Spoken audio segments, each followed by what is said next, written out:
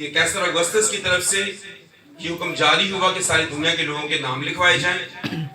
یہ پہلی اسم نویسی سوریہ کے حاکم کورنیس کے عہد میں ہوئی اور سب لوگ نام لکھوانے کے لیے اپنے اپنے شہر کو گئے۔ پس یوسف بھی گلیل کے شہر ناصر سے داؤد کے شہر بیت لحم کو گیا جو یہودیہ میں ہے، اس لیے کہ وہ داؤد کے گھرانے اور اولاد سے تھا، تاکہ اپنی منگیتر مریم کے ساتھ جو حاملہ تھی نام لکھوائے۔ جب وہ وہاں تھے تو ایسا ہوا کہ اس کے وضع حمل کا وقت آ پہنچا اور اس کا پہلوٹا بیٹا پیدا ہوا اور اس نے اس کو کپڑے میں لپیٹ کر چرنی میں رکھا کیونکہ ان کے واسطے سرائے میں جگہ نہ تھی۔ کلام خدا کا پڑھا جانا ہم سب کے لیے باعث برکت ہے۔ تجسم المسیح،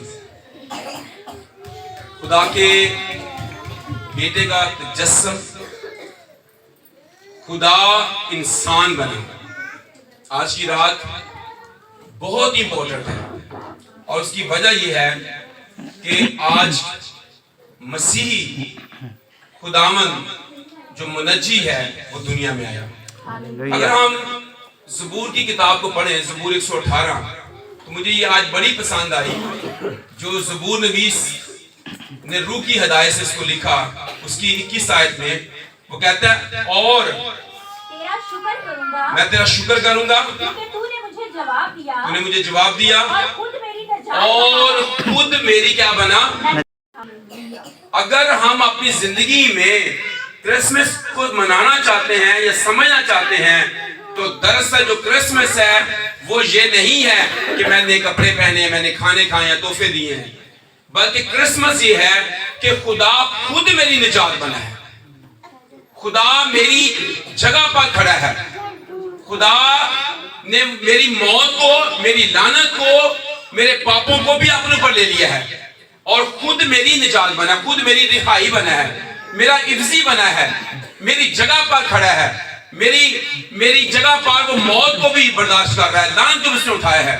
تو یہ آیت مقدسہ اصل میں در حقیقت حقیقی کرسمس ہے کہ وہ خود میری کیا بنا ہے، وہ میری نجات بنا ہے۔ حالانکہ یوحنا کی اس کے پہلے باب کی 14ویں آیت میں لکھا کلام مجسم ہوا اور فضل اور سچائی سے معمور ہو کر ہمارے درمیان رہا، ہم نے اس کا ایسا جلال دیکھا جیسا باپ کے اکلوتے کا جلال۔ حالانکہ جب ہم اس بات کو پڑھتے ہیں کہ خدا کا کلام جو مجسم ہوا ہے تو کلام نے لبادہ پہنا ہے، یہ بات بڑی اہم ہے کہ ہم اس بات کو سمجھیں کہ جو خدا کے الفاظ ہیں خدا اس کو کیا دیتا ہے، اس کو شکل دے رہا ہے۔ اور میں نے ایک دفعہ یہاں پر کلام سناتے ہوئے کہا تھا کہ جو خیال آپ کے دل میں ہے جب آپ اس کو پہلے کسی پیپر پر، کسی پیج پر اتارتے نہیں ہیں تب تک اس کی کوئی شکل نہیں ہے، بلکہ یہ بھی سمجھ لیں کہ جب آپ کوئی گھر یا مکان تعمیر کرتے ہیں، کوئی بلڈنگ تعمیر کرتے ہیں، پہلے وہ آپ کے ذہن میں خیال ہوتا ہے، دل میں خیال ہوتا ہے، اس کے بعد آپ اس کو پیپر پر ڈرا کر دیتے ہیں اور پھر آپ کو سمجھ آتی ہے کہ یہ ایسا ہوگا۔ اب غور کریں کہ خدا کے دل میں یہ بات تھی کہ میں انسان کی نجات کا کام کروں، تو خدا کے جو الفاظ ہیں، خدا کا جو کلمہ ہے جس کے ذریعے سے چیزوں کو وہ تقریر کرتا ہے، اس نے دراصل اس کو کیا پہنا دیا ہے، لبادہ پہنا دیا ہے، تاکہ وہ انسان کی نجات کا باعث ہو۔ اس لیے عبرانیوں کے خط کو پڑھے تو وہاں پر اور واضح لکھا ہے 10 باب کی 5ویں آیت، 10 باب کی 5ویں آیت سے۔ اچھا بائبل تو سارا کچھ ہوگی، پڑھ لیں ہم کوئی نکال لیں۔ اس لیے وہ دنیا میں آتے ہوئے کہتا ہے کہ تو نے قربانی اور نظر کو۔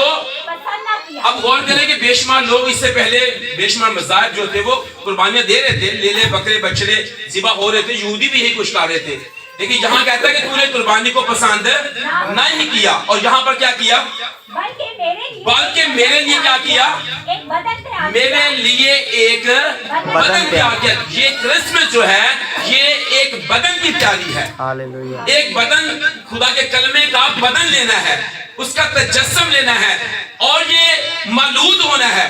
اس کو پھر آگے بڑھ کر اور زیادہ سیکھیں گے۔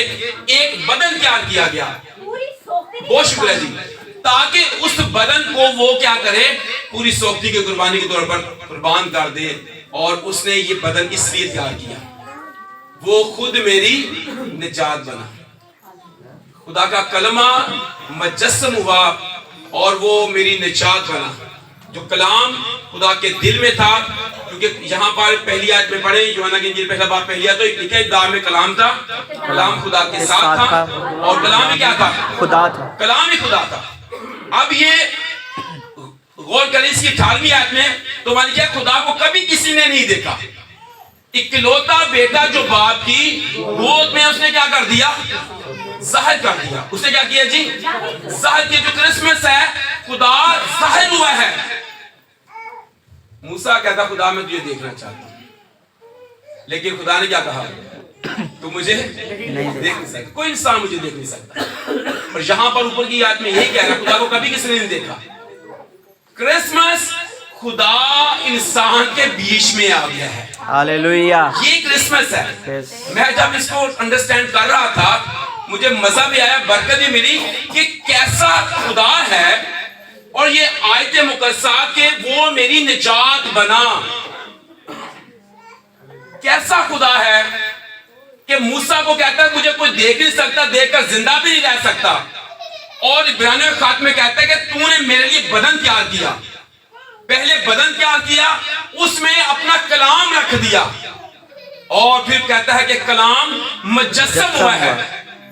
اور پھر جب یہ 18ویں آیت پڑھتے ہیں خدا کو کسی نے نہیں دیکھا، اکلوتا بیٹا جو باپ کی گود میں اس نے کیا کر دیا؟ اس نے ظاہر کیا، ہمیں دکھایا باپ کو.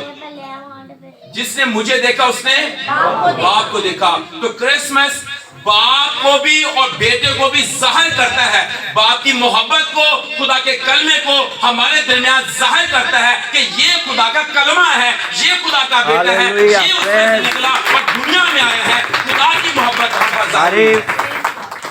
کلام کہتا ہے میری وہ خود نجات بنا ہے، میرے لیے بدن تیار کیا ہے. پھر اگر ہم اس بات کو دیکھیں کہ وہ کیسے عورت کی نسل بن گیا، وعدے بھی ہیں. پہلی پیشن گوئی یہی ہے نجات کے بارے میں کہ میں تیرے درمیان، عورت کے درمیان، تیری نسل اور عورت کی نسل کے درمیان عداوت ڈالوں گا، وہ تیرے سر کو کچلے گا، اس کی ایڑی پر کاٹے گا. اور پھر جب غلطیوں 4:4 پڑھتے ہیں تو وہاں لکھا کہ جب وقت پورا ہوا خدا نے اپنے بیٹے کو بھیجا جو عورت سے پیدا. ہاللویا. ہاللویا. پیشن گوئی کی پوری تکمیل ہمیں یہاں نظر آتی ہے کہ وہ عورت کی نسل ہے، وہ دنیا میں آیا، چرنی میں اس کا جنم ہوا ہے. خدا نے جان بوجھ کر ایسا کیا. اب اس کے پیچھے اور کیا مکاشفہ ہے، اس پر ہم تھوڑا غور کریں گے. بیت لحم کے اندر، حالانکہ یہ رہنے والے کہاں پہ تھے؟ ناصرت میں، گلیل کے شہر ناصرت میں. مقدسہ مریم اس حالت میں کہ وہ حاملہ ہے، سفر نہیں کر سکتی. خدا کیسے بادشاہوں کو بھی استعمال کرتا ہے.